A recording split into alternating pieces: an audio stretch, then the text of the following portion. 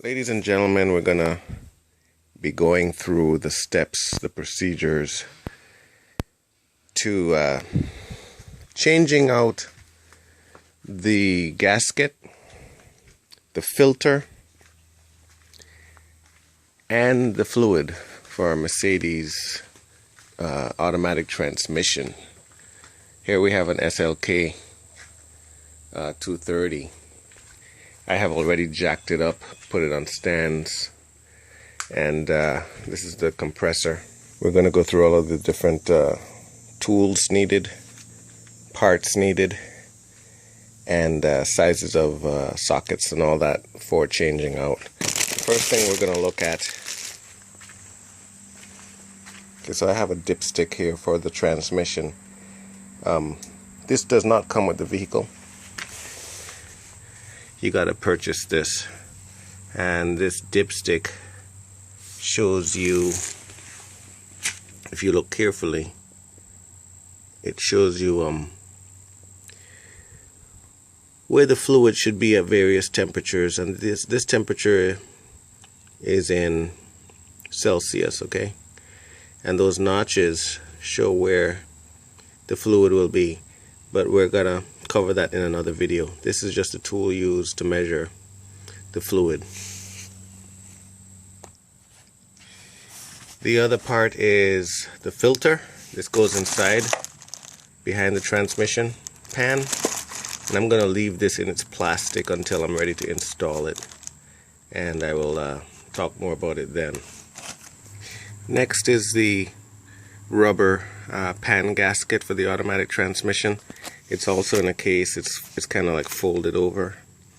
This will be used when you're putting on the pan for after you've taken it off and cleaned it out. You want to always use a new pan gasket.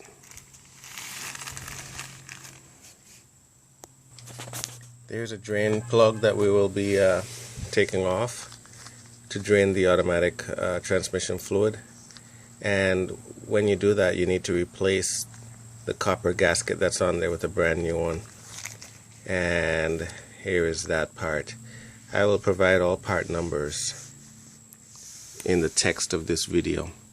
So you got the filter, the rubber pan gasket, and the copper gasket for the drain plug, as well as the dipstick that I just mentioned. Alright, so I've jacked up the car, and I have it on 4 jack stands, 2 on this side and also 2 on this side, there and there. I also kept the ground jack, the floor jack, on the car as well. Just, you know, I like to have as much backups as possible when the car is off the ground. You have to be extremely careful as to not have the car fall off of a jack or fall off of a stand, because the car could end up crushing you. So the very first thing that I'm going to do is I'm going to drain the automatic transmission fluid from the pan into this container. Place the container that I'm going to use to capture the automatic transmission fluid right under the transmission pan, and you can see the cap that is used to hold the transmission fluid in right there. And I have it where the container is under that cap, and I jacked the car up high enough so that I can fit my socket in there at the same time without moving the pan or moving the container. Okay, so once you've drained the ATF fluid from the transmission pan, then we're going to remove 6 hex screws. Some people would say 7. I would say 7 as well, because down at this end to the front of the vehicle there is not 1 but 2, and I've already loosened these up.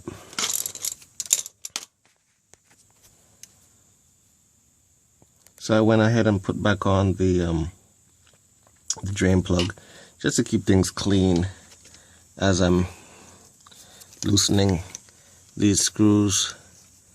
And we're going to loosen all of them equally in hopes of taking the pan straight off, because there's still some fluid that's in there. Alright, so the pan is off completely, and there's a little bit of ATF fluid still in there. So you should drain that out into a container. And while I'm looking inside this pan, I don't see any magnetic pickup. Some of these cars came with a magnetic pickup to pick up any loose particles of metal. This car, or this pan, does not have that. It could be added. It's a part number that you can call Mercedes and get if you do want to add it. I will not add one to this. I'll go ahead and clean this pan out completely by draining all of the remaining ATF fluid that's in there, and then completely and thoroughly wiping the pan, just to get every loose piece of particle or any remaining ATF fluids that remains out. So I'm just going to continue cleaning this pan by wiping it. Do not, I repeat, do not use any kind of degreaser.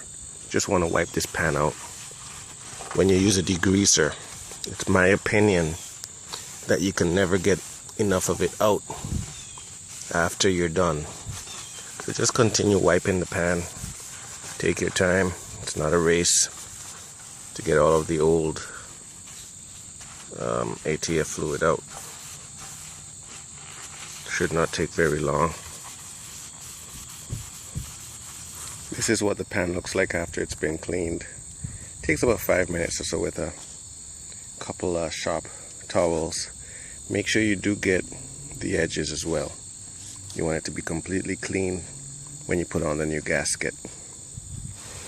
Alright, so once you've let the ATF fluid drain, I let mine drain for about 4 hours or so after I took the pan off. You're looking at the filter right there. We're going to replace that, and we're going to take a shop towel and we're going to just make sure that we get all of the drops of ATF fluid that's remaining, especially around where the gasket will be seated.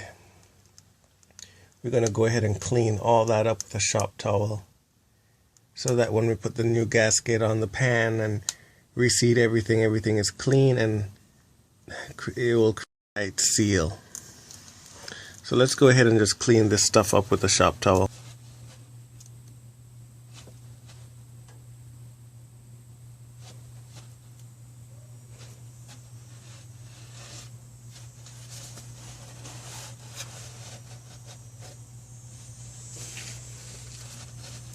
Alright, when we're taking the transmission filter off, it goes on, but it doesn't go on in any direction that you feel. It has to come off.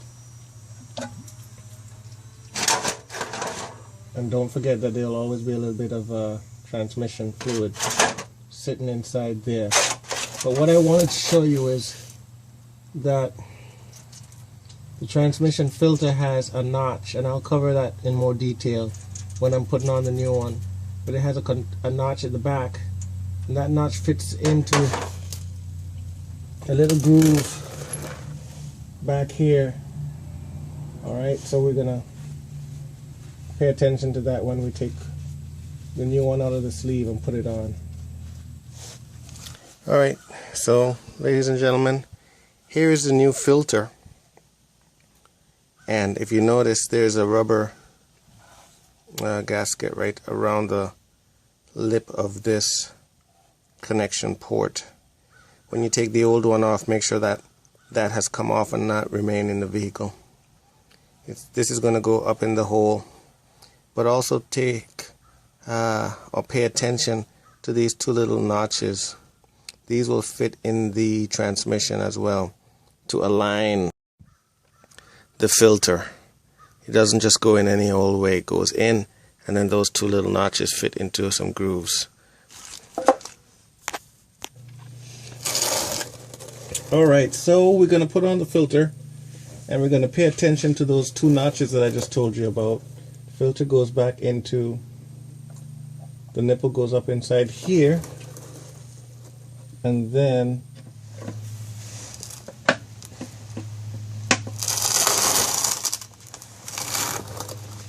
and that's it, ladies and gentlemen. Goes up inside, clicks in, and then the two grooves hold it in place in the back as well. Alright, so the new gasket only goes on a particular way, and what's nice about this gasket is that it actually fits over both sides of the pan, so it stays on when you're reassembling the pan onto the transmission, which is really nice. I like that. So this pan is ready to go back on. Bear in mind that I have already put on the new copper gasket for the drain plug. Alright, when we're going to put the pan back on, it's important that we have it tightened in sequence. First by hand, all of the screws, and then we're going to choose a pattern. So we're going to start at the 1 position, then we're going to go diagonally down, then we're going to go back up here, diagonally across, then we're going to go here, diagonally across, and we're going to keep doing that pattern until we go all the way around, and we're going to keep tightening it. You don't want to over tighten these because you don't want to break any of these bolts off. Okay?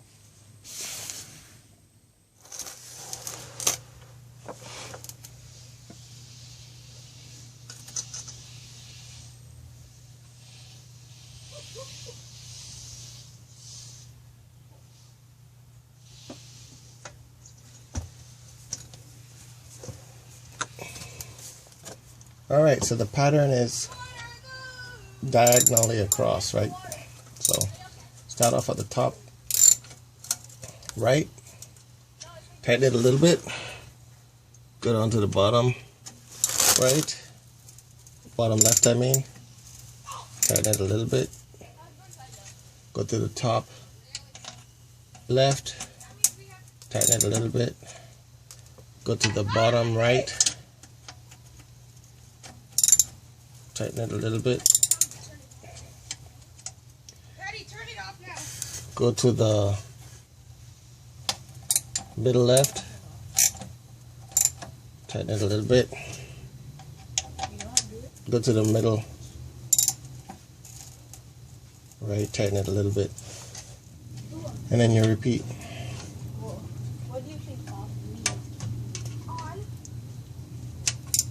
Top right, tighten it a little.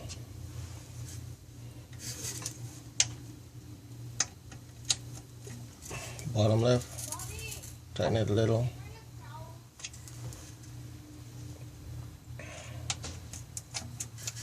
Top left, tighten it a little. Bottom right, tighten it a little.